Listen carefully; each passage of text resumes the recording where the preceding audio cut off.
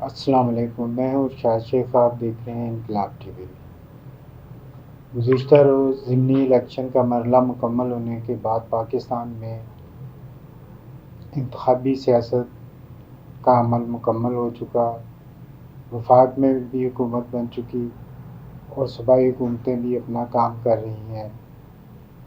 اور ضمنی الیکشن کے جو نتائج آئے ہیں وہ یقیناً پاکستان مسلم لیگ کے لیے خوشی کا باعث ہیں، جبکہ پاکستان تحریک انصاف ان نتائج کو کسی صورت تسلیم نہیں کرے گی، کیونکہ ملک بھر میں قومی اسمبلی کی 5 اور صوبائی اسمبلی کی 16 نشستوں پر الیکشن ہوئے ہیں، جن میں سے مجموعی طور پر نون لیگ قومی کی 2 اور صوبائی اسمبلی کی 10 نشستیں جیت چکی ہے اور یہ تعداد بنتی ہے 12، جبکہ پاکستان پیپلز پارٹی 2 اور سنی اتحاد کونسل جس کی جانب سے پی ٹی آئی کے امیدوار ہی الیکشن میں حصہ لے رہے تھے،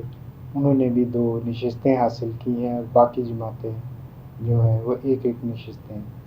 حاصل کر سکی ہیں۔ اگر نون لیگ کے حلقوں کی جانب سے دیکھا جائے تو نون لیگ نے زیادہ نشستیں جو ہیں وہ پنجاب سے حاصل کی ہیں، چونکہ زیادہ خالی نشستیں ضمنی الیکشن کی پنجاب میں ہی تھیں۔ لاہور کی کل 6 نشستیں تھیں، جس میں 2 قومی اسمبلی کی اور 4 صوبائی اسمبلی کی نشستیں تھیں۔ یہ 6 کی 6 مسلم لیگ نون نے جیت لی ہیں۔ اب اسے نون لیگ جو اپنا بیانیہ بنائے گی وہ یہ بنائے گی کہ 8 فروری کو ہونے والے الیکشن میں پاکستان تحریک انصاف جس مینڈیٹ چوری کا الزام لگا رہی ہے یا بیانیہ بنا کے بیٹھی ہوئی ہے اس میں کوئی حقیقت نہیں، کوئی سچائی نہیں۔ اگر اس میں کوئی سچ ہوتا تو ضمنی الیکشن میں لوگ نون لیگ کو اتنے ووٹ نہ دیتے اور اتنی سیٹیں نہ جیتتی، جبکہ پی ٹی آئی کی جانب سے یہی شور مچایا جا رہا ہے کہ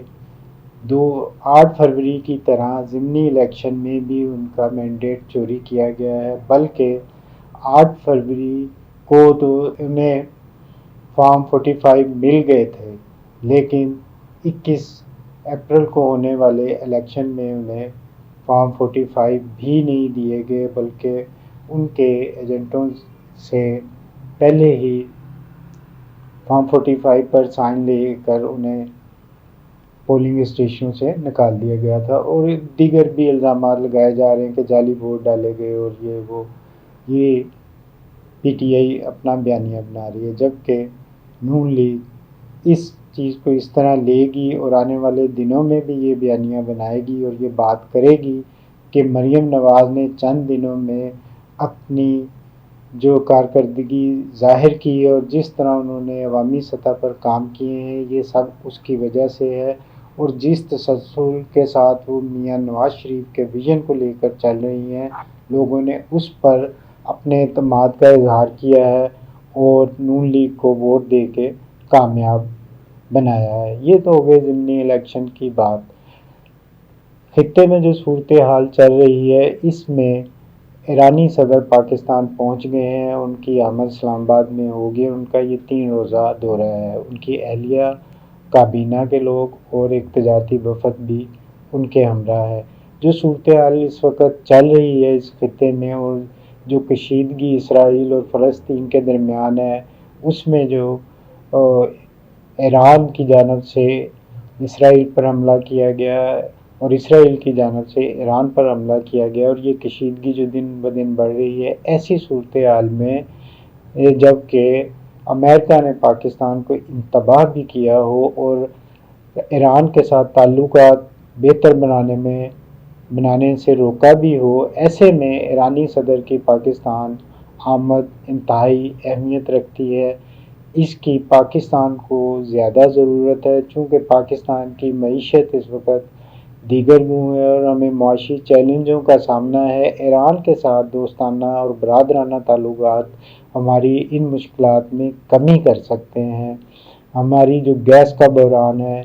اس میں کمی لا سکتے ہیں۔ اگر ہمارے تعلقات مزید بہتر ہوتے ہیں، ایران سے ہم سستا پٹرول لے سکتے ہیں، ہمارا تجارتی حجم، جس کی طرف ان کے صدر ابراہیم رئیسی نے بھی اشارہ کیا ہے کہ اس کا حجم 10 ارب تک بڑھا دیا جائے گا، تو یہ پاکستان کے مفاد میں ہے، بہتر ہے۔ اور ہم اس چیز کو نہیں لے سکتے کہ اپنے برادر ممالک کے ساتھ، جو قریبی ہمارے ممالک ہیں، جن کے بارڈر ہمارے ساتھ ملتے ہیں، جن کے نظریات ہمارے ساتھ ملتے ہیں، جن کے ساتھ ہماری ایک مذہبی وابستگی بھی ہے، ان سے دور رہیں اور امریکہ کی ڈکٹیشن لیتے ہوئے اپنے تعلقات کو خراب کریں۔ یہ پاکستان کی جانب سے تقریباً انتہائی اہم فیصلہ ہے اور بڑی جرات کا فیصلہ ہے کہ امریکہ کے کھلے عام انتباہ کے باوجود ہم ایران کی طرف بڑھ رہے ہیں اور بہتر تعلقات کی طرف بڑھ رہے ہیں، اور ہمیں کرنا بھی ایسا ہی چاہیے، کیونکہ پاکستان کے مفاد میں یہی ہے۔ یہ دورہ، ایرانی صدر کا یہ دورہ بہت دورس اثرات رکھے گا، اس کے ثمرات جو ہیں دونوں ممالک کو ملیں گے اور دونوں ممالک کو اس کا فائدہ ہوگا۔ دوسری جانب دیکھیں تو پاکستان تحریک انصاف کے جو بانی عمران خان ہیں، وہ ایک طویل عرصے سے اڈیالہ جیل میں قید ہیں اور مختلف مقدمات کا سامنا کر رہے ہیں۔ اسٹیبلشمنٹ کی جانب سے انہیں ابھی تک سخت رویے کا سامنا کرنا پڑ رہا ہے، جس کی وجہ صرف اسٹیبلشمنٹ ہی نہیں ہے، بلکہ عمران خان کا اپنا رویہ بھی اس میں آڑے آ رہا ہے کہ عمران خان کسی صورت مفاہمت کے راستے پر چلنے کے لیے تیار نہیں ہے۔ ان کا پہلا مطالبہ یہ ہے کہ ان کے جو مینڈیٹ چوری ہوا ہے وہ واپس کیا جائے، اس کے بعد جو ہے مفاہمت کی بات ہو سکتی ہے، مذاکرات ہو سکتے ہیں۔ یہ سب سے بڑی رکاوٹ بنی ہوئی ہے۔ یہی وجہ ہے کہ ضمنی الیکشن جو ہیں اس میں عمران خان کو کمزور کرنے کے لیے ایسے نتائج آئے ہیں جس سے یہ کہا جا سکے کہ 8 فروری کو پی ٹی آئی کا مینڈیٹ چوری نہیں کیا گیا تھا، بلکہ یہی نتائج ہیں۔ اگر وہ وہاں پہ تبدیلی ہوتی یا وہاں مینڈیٹ چوری ہوتا تو ضمنی الیکشن کے نتائج کچھ اور ہونے چاہیے تھے۔ اب دیکھتے ہیں، مختلف حلقوں کی طرف سے دعوے تو کیے جا رہے ہیں کہ عمران خان کے ساتھ پس پردہ مذاکرات جاری ہیں۔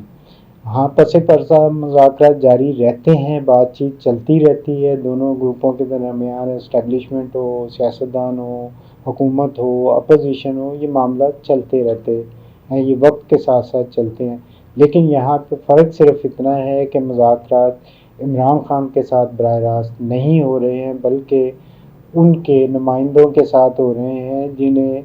عمران خان کی جانب سے مکمل مینڈیٹ نہیں ہے۔ انہیں پہلے عمران خان سے پوچھنا پڑتا ہے، پھر آگے بات کرنی پڑتی ہے، جس کی وجہ سے بعض اوقات جو مذاکرات ہیں وہ تعطل کا شکار بھی ہو جاتے ہیں، اور بعض اوقات وہ نتائج حاصل نہیں کر پاتے جس کے لیے وہ مذاکرات کیے جاتے ہیں۔ لہذا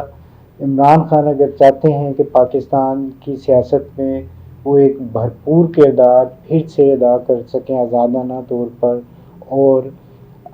اپوزیشن میں بیٹھ کر ان کی پارٹی جو ہے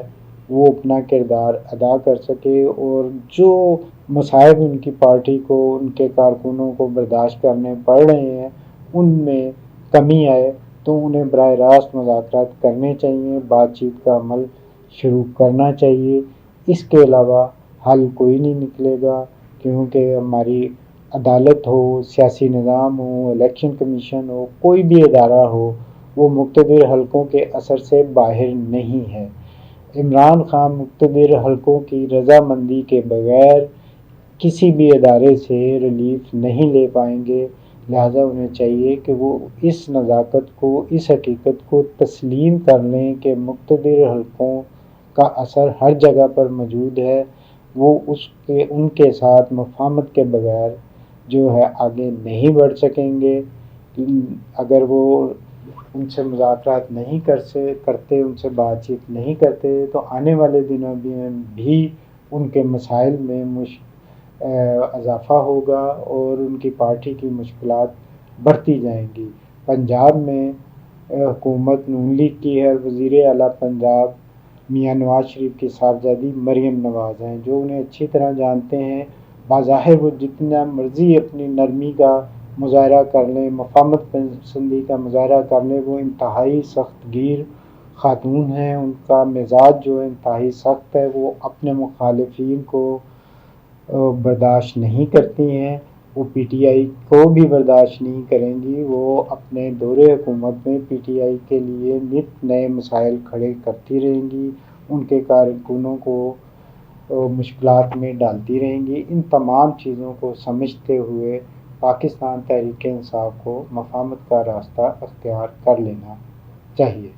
اسی کے ساتھ اجازت دیجیے، خدا حافظ۔